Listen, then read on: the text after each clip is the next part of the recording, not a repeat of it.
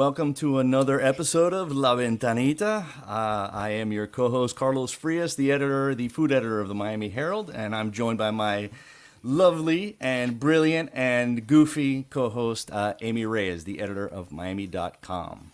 Well, that was a nice introduction. BT. Thank you so much, Carlos. I even put lipstick on for you this week. So, Pero wow. I'm trying to really bring it, Yeah, no. You're doing it. I mean, every week we're stepping up our game. I'm saying last week it was the eyebrows. This week you get the lipstick. So who knows what I'll bring next week? I'm sorry if you're on the audio podcast because you're missing all that. Oh, you're missing all of the the red that is my lipstick. Yeah, people coming across this should probably know that we are, only on audio, that we're doing this, that we're doing a video version of this that we stream live on YouTube and it's simulcast on the Herald website. And you can actually pop in and ask questions.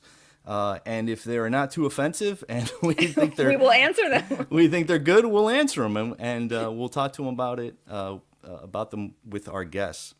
So there's a lot of fun stuff that I want to talk to you about today. Some serious stuff, some fun stuff. A story I wrote about black chefs in South Florida kind of pushing the South Beach Wine and Food Festival to be more diverse, to include more black chefs, black restaurants, black entertainers, black media. I wrote about that kind of in advance of next week's festival. I want to talk a little bit about my review of Sonny's Steakhouse, which we kind of just touched on in the last episode, and preview a little bit about the next thing that I reviewed that we'll get to as well. Some pretty stunning barbecue, actually. In the Kingdom of Kendall. In the Kingdom of Kendall, in the census-designated area of Kendall. I love how you're finding all these little gems over in my part of the city, or the extended Miami exurbs. But yeah, I appreciate that. I mean, honestly, everything is so expensive everywhere that I think even restaurateurs are saying they're paying attention and saying, where do people already live? Mm-hmm. And it's like in the Kingdom of Kendall. So they do. If Mohammed won't go to the mountain, you got to bring the mountain to Mohammed. Yeah, I do recall during the pandemic when everybody was doing Uber Eats. And I was complaining. I was like, I don't have a lot of options.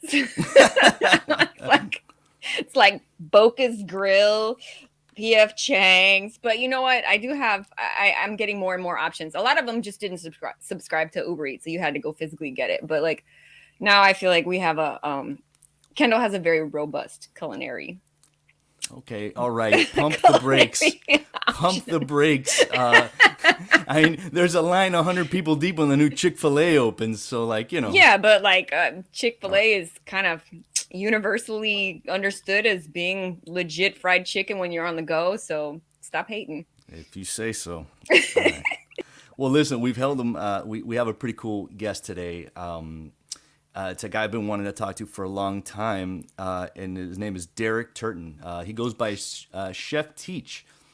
So Derrick Turton, he's locally famous in South Florida for his House of Mac restaurants and food truck, but not many people know that he's kind of started in the music industry. He actually once managed, for a long stretch, the rapper and singer, entertainer, Mr. Worldwide, Pitbull. Mr. 305. Mr. 305, And I remember coming upon his delicious food truck outside Wynwood Brewing maybe 10 years ago, and there was this long line of people in the hot sun, and they're waiting for this lobster, this gooey, oozing lobster mac and cheese, and it just hits your soul. So I'm eager to talk to him about that. And, yeah, I think everybody has I passed out waiting in line to get this mac and cheese story, because I used to be at the Wynwood Yard trying to find some shade, but waiting, I was like, I want this mac and cheese that bad. I need this mac and cheese. So Derrick, I want it that bad. People better get out of my way. So Derrick, thanks for coming on, man. We're really happy to have you here. Thank you so much for having me. I really appreciate it. So where are you coming to us from? I see a cool mural behind you. What are we looking at, and where are you at? I'm at the Overtown location right now. Overtown, Wynwood. I'm at the location right now. I'm actually in the dining room. We just opened about 5 minutes ago, so it's about to get exciting up in there then. Yeah. So that location, did you open it simultaneously as Wynwood Yard was starting to wrap up, or was that already Or was that like what you did because the Wynwood Yard was closing? You needed to have an interim location. So the Wynwood Yard was actually like a game changer for us. We started off on a food truck. We were like on the hustle and bustle. We were at a lot of breweries. The really interesting thing about the food truck was, my background is music, but the food truck allowed me to kind of move around like from a grassroots level and try to kind of figure out what worked for us and what didn't work for us location wise. And when we came into Wynwood was like kind of like the perfect situation because we were going to like these breweries, Wynwood Brewery, JW Brewery, parking up, and these guys, people in there throwing back these beers, and then they come out and there's no food, so we would park up right there and we would do really well at these breweries. And then Della from Della Bowes, she created the Wynwood Yard. I went over there for an event one day, and I just like kind of just shot my shot, telling them we wanted to be in the yard. And initially there wasn't even a spot. And then, but I was like, well, let's just meet anyway. And then we met, and she was like, oh, by the way, I do have a spot open. And we ended up going to the Wynwood Yard. And the Wynwood Yard actually was a game changer for us because it allowed us to kind of start operating almost as a brick and mortar because we were in one location. We could operate by set hours, and it opened us up to like a larger audience. And we were there for about 2 years. We did really well in there. With, probably one of the most popular trucks, if not the most popular truck in the yard. And then they sold the land that the yard was on. Lennar bought the land to build condos on it. So once that went public, I had a lot of realtors and stuff like that reaching out to me and saying that they had like second generation kitchens that they thought would work for us. And then the spot that we found was right on Second Avenue, right in the middle of on the Overtown side of the strip, but on the strip nevertheless. And we came and saw the spot. It was perfect, and jumped on it pretty aggressively, and that's that. That's awesome, man. So it's like basically you guys went to the Wynwood Yard. You went to Wynwood and you never left. Like that was basically, yeah. Basically, yeah. We made it home, but we're in Overtown. Second Avenue is the strip runs through Wynwood, but I mean we're in Overtown, so a little bit south of that, basically. Yeah. So tell me about your background a little bit. Like, are you from South Florida? Where are you from, and what brought you here? I am originally from Brooklyn. I'm originally from Brooklyn, New York, but I've been down here. I've been back and forth. Like I went to elementary school. I went to Pine Lake Elementary. I went to Richmond Junior High School. Like I've been back and forth. I played Pop Warner football when I was young out here, but my mother was a nurse and she made more money in New York. So we would go. I was born in New York, but we would go back and forth my entire life. I moved back down here in 1998. And went to a vocational school, Robert Morgan, culinary. I took a culinary course, and then my first job in a restaurant was Red Lobster, and I hated it. I was like, it wasn't even that I hated it. It wasn't even that I hated cooking. I hated the like they teach you how to cook in school, but they don't teach you like the operational side, right? And it's like I felt like we were overworked and underappreciated. They don't teach you in school about like when you make a well done perfect steak and then a server drops it on the floor and you gotta rush one back out, and then they're like so unappreciated about what I mean. Like so, I think it was like one of the busier days, like a Valentine's Day or Mother's Day or something like that, and the tickets wouldn't stop coming out of the machine, and I was like, you know what, I'm out of here. So then I left. I'm out of here. Yeah, I left. I did have like a Scarface moment. Tony Montana at the little cafecito spot. Where he threw the apron at the boss. This Red Lobster's not for me, man. Exactly. I gotta go make my money in my hustle somewhere else. That's Carlos's Scarface. It's funny that most people learned a Cuban accent from a guy who didn't know what a Cuban accent sounded like. Yes, 100%. That's crazy, right? I reload it. Crazy is that. So so you have that going on in your background, like you're into cooking and that kind of thing. Right. But the parallel, there must have been some music angle because like this Pitbull side kind of comes into, right? So I started doing doing club promotions. With a guy named Dewberry. He actually he passed away like almost 10 years ago. He got murdered in front of something. But he taught me like promotions. He taught me how to like start promoting clubs. I went from like a 400-degree kitchen to going to college campuses and stuff like that, handing out passes. It was just like way more What were fun. the clubs back then? Like Uh, what were the like popular spots back then? well, that's when Coconut Grove and South Beach was really busy. So you had like in Coconut Grove, you had what was the one? Oxygen.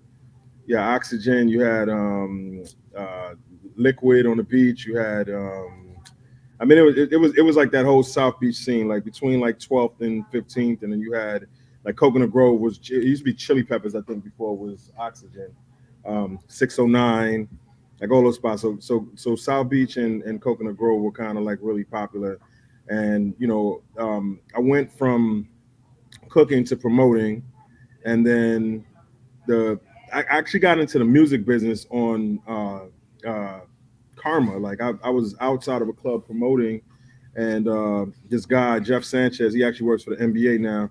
He lost his two-way pager, and basically found his pager and returned it to him. And he happened to work for Luke, and Pitt was signed to Luke at the time, so that's how I met Pitt. So I started working for Luke, and I want to say like within a month and a half of me working for Luke, I was on a 50-some city tour, and me and Pitt toured together, and that's how we kind of built a relationship. And then you know we came back off a tour, and then 9/11 when 9/11 happened, Luke kind of like dismantled the label for a minute because we just didn't know what was happening, and he was just like, I'm gonna open back up at the top of the year. And when he shut the label down, I was like, I'm gonna start my own marketing company. So me and Pitt would be running into each other. Pitt would be going into a club with his white label vinyl, and I would be at that point I had already picked up like I was like doing street team stuff out here. So I picked up like Rockefeller and Bad Boy. I was like basically doing all the major label stuff out here, taking their records to the DJs, making sure they get played and stuff like that. So I'll be going into a club with a Jay-Z record, and Pitt would be coming out of the club with his record. And one day we ran into each other, and he was just like, "Yo, Papa, I need help." And basically we did a handshake, and I rocked with Pitt for 14 years on a handshake. Wow, that's see, amazing. That and it's funny that I was thinking about a story my dad said. My late dad, he like when I was getting ready to graduate from high school, he's like, I want you to do a job where you're in air conditioning all day. Because like my dad was a farmer, so he's like, oh my god, the idea where you could just be in air conditioning all day, like whatever job that is, do that. But so like you met. Like your life really did this incredible leap by following, like basically saying this thing is not necessarily for me, not in this form, and started following kind of like the fun and like your gut into these fun areas. Yeah, like so my gut. It definitely followed my gut, and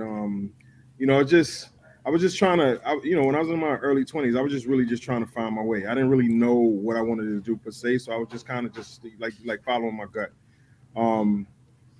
But so kind of fast forward, so I managed Pitbull for 14 years, and then I also worked with Brian Leach at Polo Grounds Music. So I was VP of Polo Grounds. So I worked with ASAP Rocky. I worked with ASAP, everything ASAP Ferg. I worked with Yo Gotti. I worked with a ton of artists. Lil Jon, Lil Scrappy. No, I'm doing an interview. And so what happened was I got to a point where so the guy this guy right here, that's my father. He passed away in 2013 suddenly, and at that moment it kind of like hit a light switch where I started asking myself like a lot of tough questions, because I just was like, at that point I had contributed to building a lot of people's legacies and a lot of people's wealth, and that's great. I made money and I did all this stuff, but it's a high paid job. It wasn't something that like I owned per se. You know what I'm saying? Mm-hmm. Right. It wasn't something that I could pass on to my kids. I got a few dollars in the bank. I got some plaques on the wall, but like, what do I have that you're still an employee? Yeah. A high paid employee at that. Yeah, totally.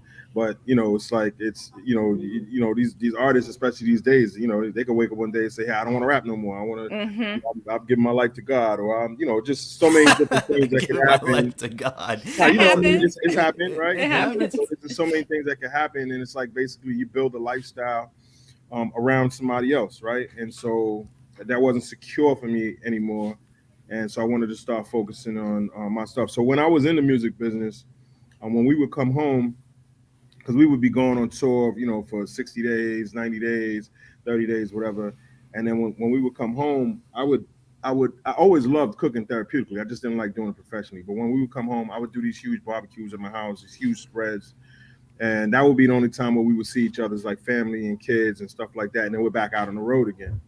And then when I would do these barbecues, the thing that always stood out the most was always the mac and cheese. It's like, it's like, man, this chicken is crazy. This is, but this mac and cheese, I've never tasted anything like this in my life. So it was like a thing. And then it turned into like, I would go into the studio, like artists is recording, and they get recording budgets. I mean, they get food budgets when they're recording. So instead of ordering food and stuff like that, they would say, well, just give teacher money, let them cook if the studio had a kitchen. So then it started turning into that kind of stuff. It just started turning into like people just, and then my artist started encouraging me to cook. So Bun B from the legendary UGK, he was the one that kind of came to me and was like, look, because I would cook for him every time he would come to Miami.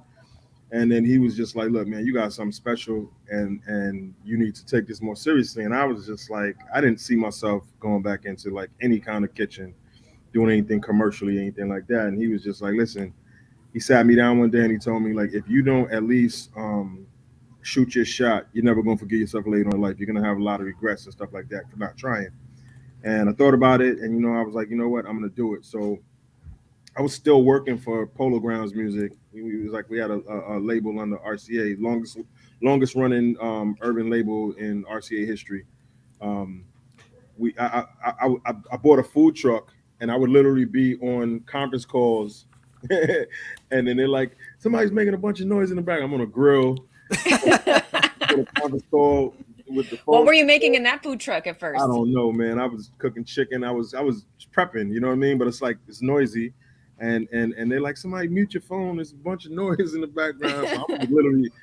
Initially, I was trying to do both. I was trying to balance it and try to do the cooking as like a side hustle, but then I realized that I wasn't giving my artist 100%. My heart wasn't 100% in it anymore. It was like a 50-50 kind of thing. So I had to make a decision on if I was going to bet on myself or if I was going to try to juggle both. And I just decided to, from an integrity standpoint, to just step away from that because I couldn't give them 100% and then just put my money on me. So I Der- bought a food truck and that was that. Derek, you mentioned that something about your dad's passing was a big catalyst for you to make that change. What was it specifically? Was it kind of like just the feeling of like this realization of mortality, or the feeling Yeah. that like it's something that he had talked to you about?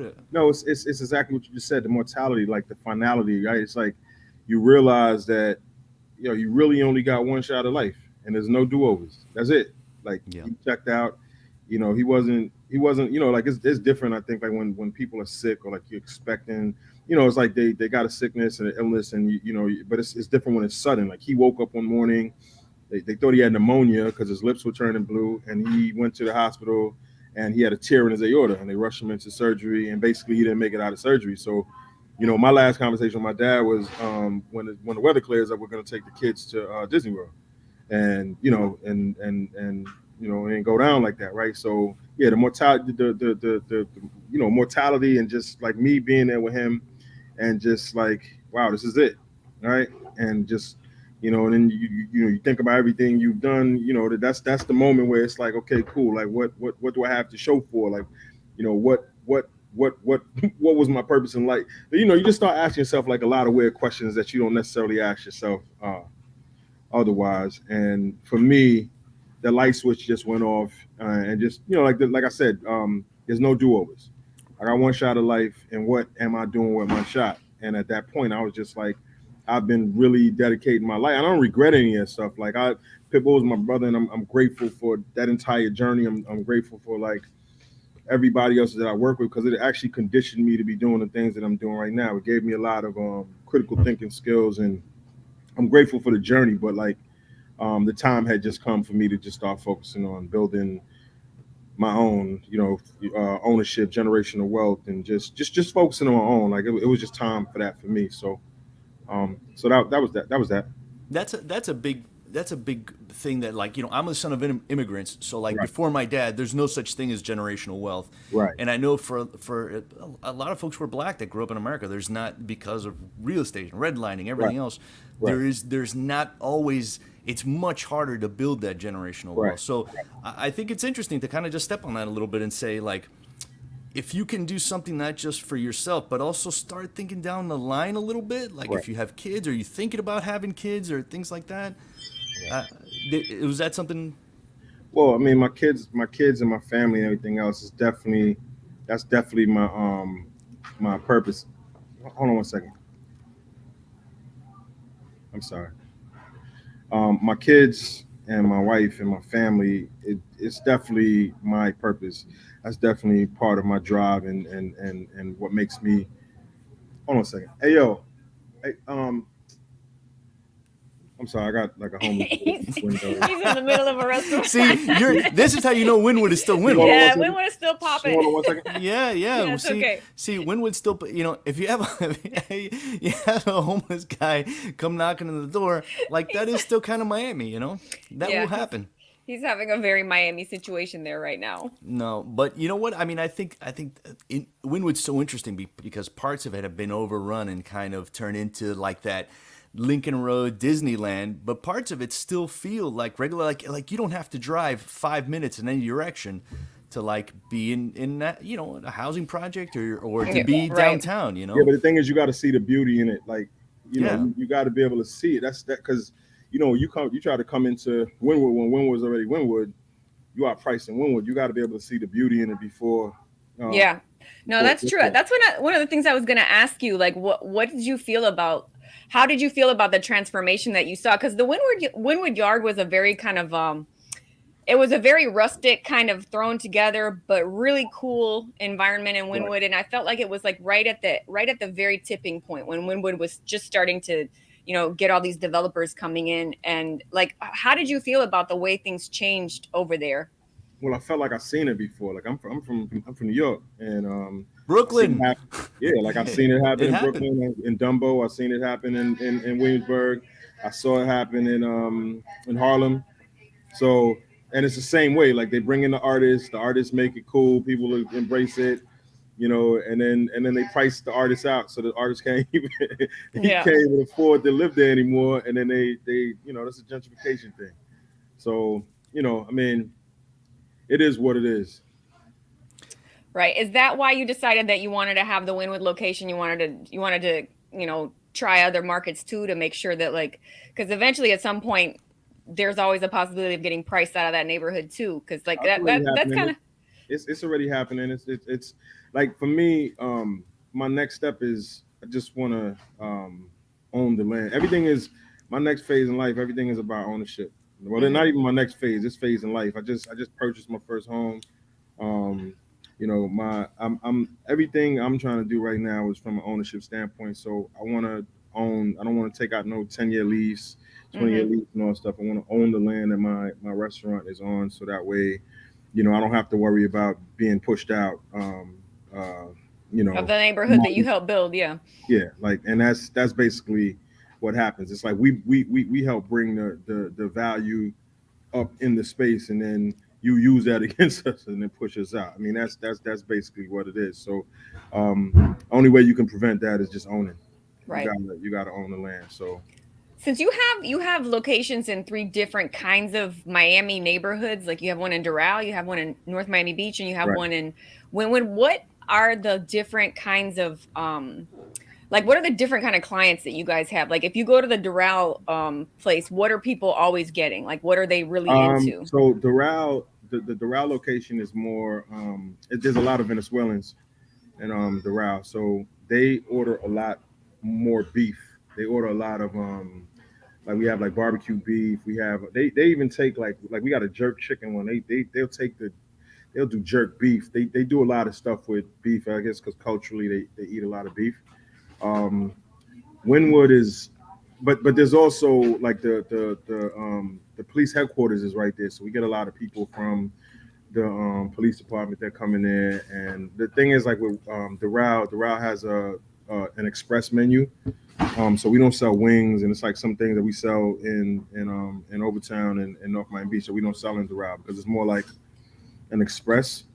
So we're working on like because it was we were really testing it out when we went in there because we know it's a different market. But we're seeing demand for like different things right now, and so like we're trying to fill it out and then add as needed. So within like the next few months we're probably going to make some adjustments on the menu, add the chicken wings, add different things to the menu, but we needed to test it out.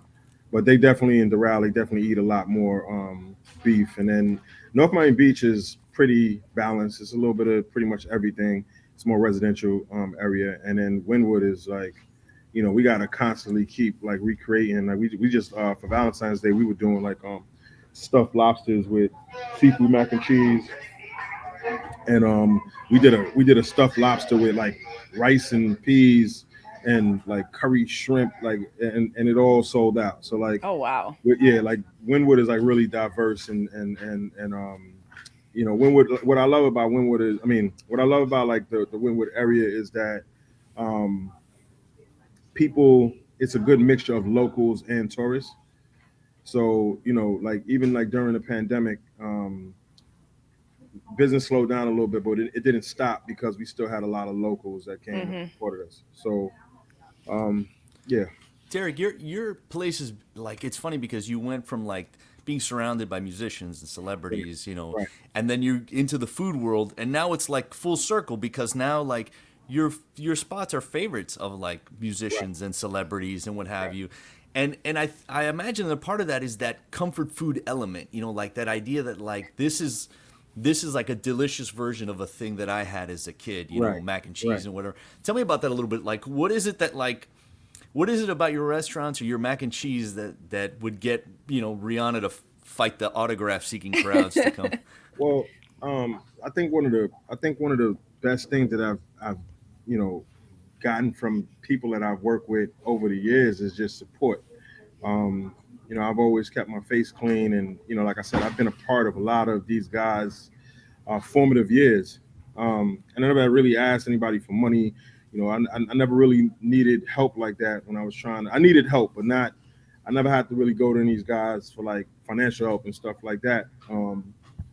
But the support that they show me is priceless because you can't pay for ASAP Rocky and Rihanna pulling up to your restaurant 30 deep and shutting down your restaurant. You can't pay for some of these guys that pull up to the restaurant organically, and you never know when they're gonna stop by. And the fact that like they organically just love the restaurant, that's priceless. You can't put a price on that. And they know. I'm an industry guy, so they know they don't have to come here and worry about like, I'm not like a groupie. I'm not like a, you know what I mean? Like I understand them, get them their privacy, get them their space, and let them just kind of, be great in their space. You're not trying to boost your gram with like some Nah, selfies, nah, like, nah. Like I won't even hey, ask. look at me. Like D Wade and Gabrielle Union came here, and I'm cool with Gabrielle Union's assistant and the chef, and they came, and I didn't even ask them for a picture. Like Gabrielle Union was like, "Come on, let's take a picture," but I wouldn't have asked them for a picture. Well, Like, what'd she what I order? mean? Does she eat carbs for real? Well, when she came, she was on. She did a vegan mac actually at the time when she came. I think she was just like doing like a 30-day thing or something like that. I'm not sure if she was like a full vegan, but they ordered basically the whole menu. Like it was like it was him and his kids and her, and it was like some other. They were like 10 deep. So D they ordered, Wade. like, D Wade is an interesting guy because his I used to be a sports writer, so he would we were more aware of like his diet early on was just like terrible fast food and like and then like as you get older How you you're guys like doing? Welcome. and I'm well, thank and you. your bones start to creak, he's like, well, maybe I need to take care of my body a little bit Right. better, but every now and then like you put a plate of cheesy mac and cheese in front of you and you gotta kill it, right? It's crazy. He's a restaurateur now though. Like Yes. he has the pizza spot, and then I think he just did like a burger spot, and he's dipping and dabbing in like some different things, man. But yeah, like He's got the wine, right? yeah, he got the wine. I mean, he's an entrepreneur. But like when I used to travel a lot, right? Like I used to go to LA, and you would see like all these like destination spots. You go to LA and it's like, oh, you got to go to Roscoe's, you got to go to Bossa Nova, you got to go to like these spots, and I was always like intrigued by that because I didn't really know like a lot of like destination spots like that in Miami. But everywhere I go, and then when you go to these spots, you know, like when you did this, you got like you got like the turkey leg hut in Houston, and you got like these different places that you go, and it's like when you as soon as you get off the plane, all the locals and everybody telling you like this is somewhere that you have to go. Like you either I need to feel go. like you really did a good job naming your spot because House of Mhm. Mac sounds like you have to go to this place. Like it Right, sounds like and the so authoritative place. and so like and that's kind of the energy we put in the universe, and that's pretty much what it turned into. Like you'll see people in here every morning we open up, you see like at least like 20 pieces, 10, 20 pieces of luggage, and it just either people just landed and the Uber driver said you got to go here, or they're about to fly out and they need somewhere to store their luggage, and this is the last place to eat before they leave, or they've been here twice while they've been here, and this is the last spot that they hit before they left. So I mean, that's been the vision, and I'm glad that it's translating the way that I envisioned it. What do you think about the guys that come the other way, like they're celebrities and then they put their name on a product, like DJ Khaled now is like he With the put his name wings. on. Oh, he's got Yes, golden wings. he's got the wings, and I'm He's got the like, golden wings. Well, and they're all so that's the thing. Like with me, like even going into this, right? Like, um, I had to transition to a food space, but I had to let people know that like I'm really culinary trained. Like I really know how to cook. It's not a gimmick, and I had to prove that because it's one thing like even if people support me and it's like I've been watching your journey and we're going to support. I still got to earn your business. Like so, I can get you here with the hype, but I got to keep you by backing up the hype. Like you know what I mean? Mm-hmm. So yeah. You can bring somebody in on your name, right, but then like if they don't have a great meal, that's a They're one not time gonna come back. customer. Yeah. They're not going to come back. exactly. So that's where I am with that. It's just I really I found like that sweet spot in my life because I'm actually doing something that I'm passionate about doing, and whether I was doing this in the kitchen, or whether I was doing it at home, I would be doing it regardless. And I just love doing it. Like sometimes I'm in a restaurant and I'm just moving around, interacting with guests, and I don't have to be there. I just want to be there, right? And like I Mm-hmm. think that's the sweet spot in life. And when you find it, that little cliche saying that they say, when you find something that you love to do in life, you never work a day in your life again. And not saying that there's not challenges like this whole pandemic. This has been like there's been days where I felt like I had not even a gorilla, or elephant, like a whale sitting on my chest because like I got like 100 employees and I'm trying to steer this ship and everybody's counting on me.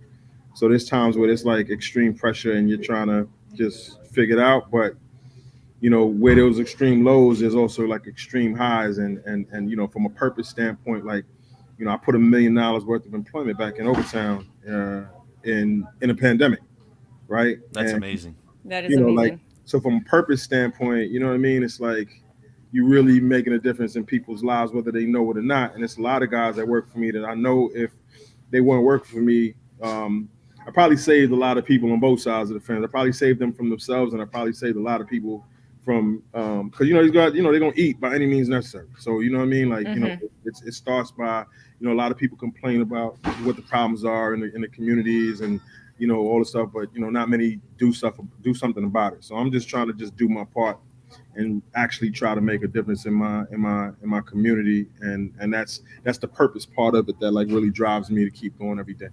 Talk Part to of me it. about talk to me about Overtown, because like I think literally in the last 5 years we've seen a real resurgence in Overtown, a real like the world at large is now paying attention to the issues that Overtown has, but also how we can spin it forward, like how we can pay more attention to these areas and make Well, give, like you said, employ people in the community. And I'm curious about your experience there, because well, so the thing is, like, if you let the media paint the picture for you, Overtown is first 48. Overtown is, hmm, they paint these pictures, man. But Overtown is actually a beautiful place, and it has a lot of rich history. There was a lot of wealthy black people that come from the Overtown community. But there was also they ran 95 through Overtown. There was a lot of people got displaced, and it was just a series of events that just it ran the community down.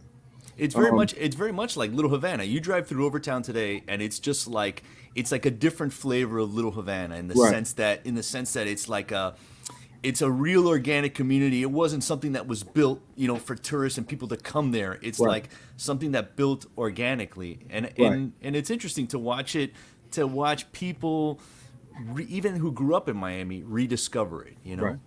Old Town is beautiful, man, and you just got to be able to see the beauty in it, and that's why, like, even when people say, "Oh, Wynwood," I'm always, I'm an advocate for Overtown. I always just make sure that, like, we're on the Overtown side. Like, even when we started off the conversation, when you're like, "Well, Wynwood," and I'm like, "Yeah, but we're on the Overtown side of it," because I want people to know they're in Overtown, and I want people, when people come to the restaurant, I had Rihanna in Overtown. Hmm. I had, anybody that came here, Fabulous or Pitt, anybody come here, had them in Overtown, right? And I want people to, wherever you're from, it's great or whatever, but, wipe your feet on the mat and know where you at. You know what I'm saying? We don't got to call it Mm. somewhere else because uh, um, Wynwood sounds safer. Like, we know what Wynwood used to be like 10 years ago. You know what I'm saying? Because that's what we used to. Completely. Like it wasn't any place It that, wasn't a safe thing to say yeah. 10 years ago. Like, Wynwood was a bunch of warehouses, and like, you come over here the wrong time of night, Right. No, So and the graffiti wasn't there like on purpose. It was there because somebody just put it there, yeah. So for me, I'm not gonna just scream Wynwood because Wynwood just seemed like the safe thing to say. We're in Overtown, and I'm embracing Overtown, and I want to be part of the beautification of Overtown. Like, you know what I mean? Like, they went through some things or whatever case may be, but the beautification is happening. And then from an ownership standpoint, if I don't do what I'm doing, then there's the same gentrification that's going down on the Wynwood side of things. That's what's going to happen over here. It's just not going to be me. It's going to be, Pepito, what you call it? Right. Right, right. Yeah, So yeah, yeah. It's gonna be what's the guy from the Pam? yeah, It's gonna be that guy. yeah, that guy. Yeah, yeah. No, we're not gonna let that guy take over Overtown. Yeah, and what is it? What they're doing with Little Havana? They're trying to call it West Brickell, Oh, and I just yeah, I just want to turn green and tear my shirt off and go every time I hear that phrase, West Brickell. But tell me about some of your favorite places in Overtown. Like, what do you? Shout out Yvette Harris. Oh, That was Yvette my Harris. first oh, is visit. she out there? She's in the Yeah, chat. yeah. Yvette Harris, who's a great She wrote PR my first. person. She wrote my first bio ever. Aw. Yvette is one of those people. It was just an interesting thing where South Beach Food and Wine Festival last year, announced its judges, and she saw it, and something about her struck her like, these are 8 judges. They're all They white. couldn't find one black They're- person. She's like, you couldn't find one black person, and it tells you like where we feel this festival is aimed at, like who it's for and who it's by. Right. And I think because of that, I actually wrote a story about it that's online right now about how the noise of everything else had lowered a little bit, and I guess voices have also been escalated, been a little bit louder, and they kind of paid attention. What did you pay attention to that whole thing? Did you see that happen in real time? People Yeah, asking for. I'm living it. So yeah, like, I'm definitely, there's definitely been a lot more inclusion, and I mean, they put me in Food and Wine Festival this year. I'm going out there to represent. So You had never This is been. the You first had time never you've been. ever done it? it's my first one. Yeah, I'm in there. Wow. I got one event on a Saturday, and then I got 2 events on Sunday. But yeah, we ain't here to play no games, man. I'm going in there. Definitely gonna know we was there. But there was a lot of things also, like, during the pandemic. It because you remember, like, with the PPP loans, and there was a lot of, like, funny stuff going on. Like, people who really needed that money wasn't getting it, and people who, it was like all the money was going to, like, these big corporations and the scammers, and then people who actually really needed it, they were having a hard time. Like, I bank with Wells Fargo and Chase, and every time I called, I had to wait on hold for 3-4 hours. You know what I mean? I had to go to, like, some like, they don't even have brick and mortars. I had to go to a bank called Incredible Bank in Iowa to get, like, a PPP loan. You know what I mean? So That was a big, yeah, and I think Shake Shack got like I'm sure they just raised yeah, their they had to hand get in the back money. room. Yeah, They they're got like, $20 give million. me some monies. Yeah. They're So like, so money, so money, please. Give me some Right. monies. But so because of all of that, like, there's been a lot of programs. I'm actually doing a program with Chase right now. And there's a lot of companies that are doing these programs to, like, like, be inclusive. So we did a campaign with uh the what is it, the Hyatt Regency. the Hyatt Regency had a campaign that they were trying to do some partnerships with like some with some independent, minority businesses, and we did this with them like over a year ago, and it initially started off to just be like this, like, just to spend some money with some small businesses, and it ended up turning into like, we've gotten into several Hyatt Regencies now and Hyatt properties, and it's really working. So we're like the first small business that the Hyatt is partnership. I mean, done a partnership with, and it's actually translating for them. So, there's a lot of doors being open, and I just want to just make sure that, like, if I'm giving a torch, and I'm out here, knocking down doors, I just want to just make sure that we're doing it the right way. So, man. So which events are you going to be in this year for the South Beach Wine and Food Festival? I'll tell you right now. So we got the Goya, the Grand Tasting. Right, the Grand Tasting on Saturday, and then we got the Southern Kitchen Brunch. And That's the Trisha Yearwood event. Yes, That's sir. a nice one. Yes, sir. And then the Bacardi on Sunday as well. So let me ask you. You mentioned you have kids, and I'm curious because your dad. It sounds like he was a real influence in your life. Mm-hmm. And do you ever hear from your kids? I mean, kids never think their parents are any cool. Forget it, because I have 3 teenagers and I know what that's like. But like, do you get a sense that they understand that you've built something that is unique or something that they kind of identify with? Like, if you had a moment where you're like, where you really feel proud to have built this thing. My son's first job was with me, right? Mm-hmm. My son calls himself Lil Teach, which that's my nickname. But that in itself, like, you can call yourself a million different things, but like for you to carry my nickname, that alone just speaks volume for me. I see it in like little things and little gestures that he make. Like, I wear polo, I wear a lot of polo, and then my son wears polo. That's all. You know what I mean? So I see like little things that I do that he mimics what I do.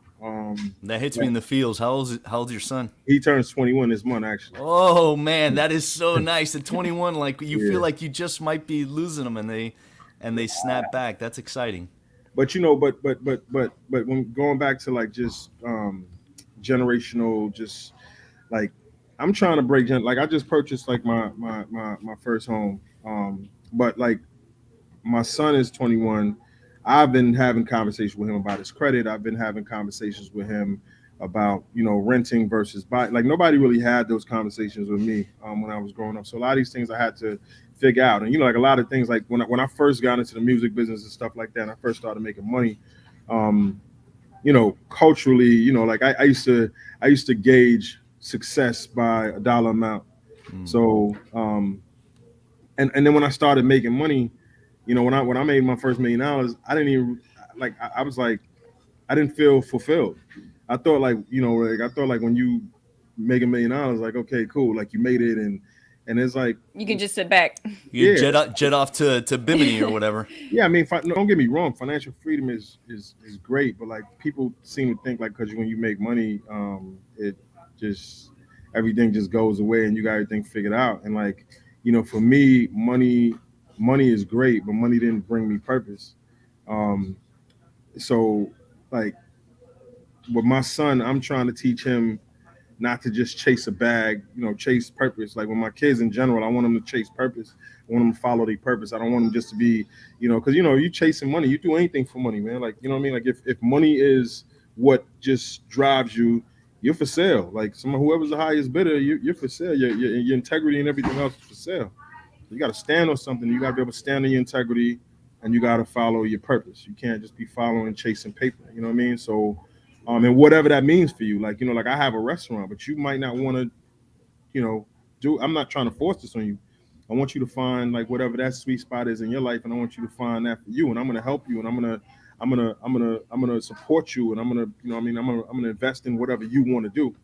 But I want to focus on building legacy. You know what I'm saying? Like, I want to hustle for my last name, not my first. Awesome, man. See, that's a beautiful thing to hear. So listen, let's we've taken so much of your time, but before we let you go, we're gonna play a little game. Right. Every week we're gonna play a little Kiss, Marry, Kill. You ever play Kiss, Marry, Kill? This is the PG-13 version. Yeah, this is the food version of Kiss, Marry, Kill. This is the food version of Kiss, Marry, Kill. All right, I'm here for it. Let's go. So we looked at your menu, and we have had the menu. Yeah. So we're looking at lobster mac, Uh-huh. jerk pasta, Uh-huh. and chicken wings. All right. All right. Kiss, Mary, kill. Which ones?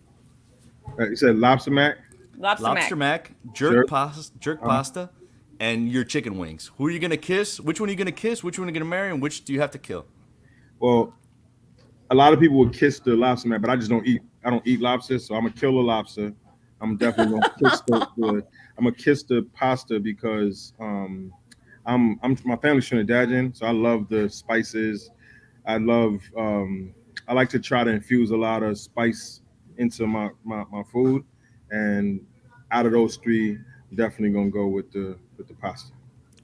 So you'd Wow. marry the pasta, or I would you I would definitely I would marry the pasta. The lemon pepper wings would be That's the kiss. the that's the kiss. kiss. And then I'm gonna kill a lobster just because I don't eat lobster, but it'd probably be the other way around for a lot of other people. Wait, how do you not eat the I thing was that made you just about to ask famous? the Like same that's thing. You know, the what? Do you have how did the that? Do you have the food allergy? Are you allergic? So the first time I ever ate shellfish in my life, I got sick, and I don't know if I ate bad shellfish or not, but I just know I never want to feel like that again. So I've just never mustered up the Oh my courage. God, that's exactly what happened to me when I ate some bad mussels. You Yeah, cannot show me a hard shell. yeah, it was bad. So Funny Amy, skull. but Amy's got that Midwest white girl stomach. You Yeah, know I what have a mean? very, I have a very white like constitution. there's too much black pepper on that. Oh, my I belly. can't come to work today. she gets carb poisoning. No, whenever we poisoning, have wow. we have our team meetings at restaurants, I'm always Right. given the report the next day how my white girl's stomach managed with the food. Yeah. Well, Chef Teach, man, you've been a real inspiration to see kind of with the trajectory of your life. Your food is amazing, and we wish you all the best of luck. Thanks for really making so appreciate much it. time for Thank us, you so man. Have a much for good having time me. at the fair at Thank the you so much. festival. I appreciate you. Thank you. Thanks, Chef. Oh my See, God, I love him. Isn't he great? Like he's a great guy. because he's like he gets it, man. He gets Miami. He gets Yeah, he how does. it's changed. He gets food. I love that. You know, one of the most popular items on his menu, he doesn't even eat. He doesn't because even eat it. Oh my he God. understands the people. Yeah, he does. He's like, if that's what they want, I'm gonna give you this, because people would literally be lined up in the hot sun at the Wynwood Yard waiting on particularly the lobster mac. I But remember now- asking someone, what do I order here? And everybody's like, you get the lobster mac. You get the lobster mac. Yeah. Because and it's also so beautiful. It's like this, you know, this shot of this beautiful mac and cheese with this split tail. I mean, it's really kind of generous. You know, really, really splendid. It's very you know? substantial. It really is. So, All right, Carlos, let's- so talk what to else? us. So what else do we have today? Oh, talk to us about the South Beach Wine and Food Festival story. Right. Okay. So I mean, So how we did that mentioned how did that come to be? You know, like way back in November, we got a call. I got a call from one of the representatives of the of NABJ, the National Association of Black Journalists, that said that they had approached the South Beach Food and Wine Festival about making the festival more accessible, more representative of locals, but particularly of people of color, BIPOC. You know, specifically Black chefs too, Black media, like opening it up, like. Make this event more representative of Miami, and Miami is so built on Black history, you know, Right. Both Caribbean and American Black, and it really resonated. I mean, it was. I don't think that the festival fought them on it. They were like, "Yeah, this is a blind spot," and they hired the councilwoman from Miami Gardens, Lisa Davis, to kind of be their point person, you know, because she started the Miami Gardens Food Festival, and so she had these connections, and they really made a difference. Like I want to say something like 6 of the 8 judges for the Burger Bash this year are Black, and I think there's 39 new places, all either Black or people of color. Who are part of the festival this year. So Yeah, I think it's ironic that we didn't even you didn't even interview Chef Teach for your story, and he's one of the beneficiaries of their opening up the festival to people of color and just trying to get a more diverse lineup. And we didn't even know. And I think it's also interesting that he's been at it. He's been grinding in Miami for all these years, and this is the first year he's going to participate. Yeah, I think that's pretty representative. I think that's like a, and hopefully it'll be a thing that we see more of, right? Like it's not just one year, but rather Yeah. that hopefully it builds on that. You know, we see that more, that it feels more reflective of Miami rather than this New York festival that comes Right. to That comes to Miami. Miami, right? You know, Okay, so talk to me about Sunny's Steakhouse because that was the big review that you posted this week. yeah, I really like this place and I like it for ambiance. You know, so much about Miami is like our weather. Like this time of year is like the most brilliant and beautiful time to be outdoors. And it's imagine a steakhouse where you just pop the roof off it. You know, you're ensconced in this thing that looks like it's been pulled out of Vizcaya. And you're underneath this big banyan tree and this canopy of string lights, and you're eating this really fantastic food, the kind of food that you would find at a really excellent steakhouse where everything is like a great version of itself. So I went into full details about, you know, kind of what we ordered and the kind of night that we had. And you can find that review at the Miami Herald. But really, like it's a great venue, especially to go with friends, like to have like a nice night out. Yeah, you know, I with tried to bunch get of a table people. for two. I tried to get a table for two, and it was like, no, but we have tables for four. Yes, and you know what? It's a good excuse Yeah. for now. I mean, it's not cheap, so like whoever you go with, don't let it be those people like, oh, I didn't have that appetizer. I only had this. And don't soup. go with those people that like when they say something's a special, they won't ask the price for the specials. You Oh have my to God. ask the price for the specials. Oh my God, I have had this issue where you go and they offer the special, And it they don't comes- ask the price? and it's like $45. Yeah, Like, no, oh my God, that always was an ask the price. appetizer. Yeah, you got to ask the price on the special because For like sure. yeah. You can't go with people who are like if I have to ask, I can't afford it. Yeah, no, no, You no. know, You have to like bite the bullet and understand, like look at the menu before you go, what you're gonna spend, and give yourself over to that night, you know? 100%. All right, okay. And so then the upcoming review, we're talking about a new place that you found in Kendall. Yeah, it's the place is called Smoke and Dough. It's a barbecue shop. It's right next door to Empanada Harry's, which is one of my favorite empanada places because they make empanadas from all over the world. They make, or rather, all over Latin America. You know, they make something like 23 different kinds of empanadas. They blew out a wall between the restaurants and took over the space next to it and did a full like Latin inspired barbecue. So like using different techniques of smoking and grilling that you get throughout Latin America, but also using some of those flavors. And I mean, my review will probably post sometime next week. But I'll say like right away, it's easily one of the best new barbecue places anywhere in the county. Like I would drive out of my way to go to this spot. And it's in Kendall. I know. All I right. know. Regrettably, I have to get my passport, my Kendall passport. Yeah. Well, I think we'll get into that a lot more in next episode. Yep. But I think this is a show. Yeah, I think this is it. And I think I need to go get me some lobster mac and cheese right now. Right. Shout out to Chef Teach for joining us, and we'll do it again, Amy. All right, next week. Peace out.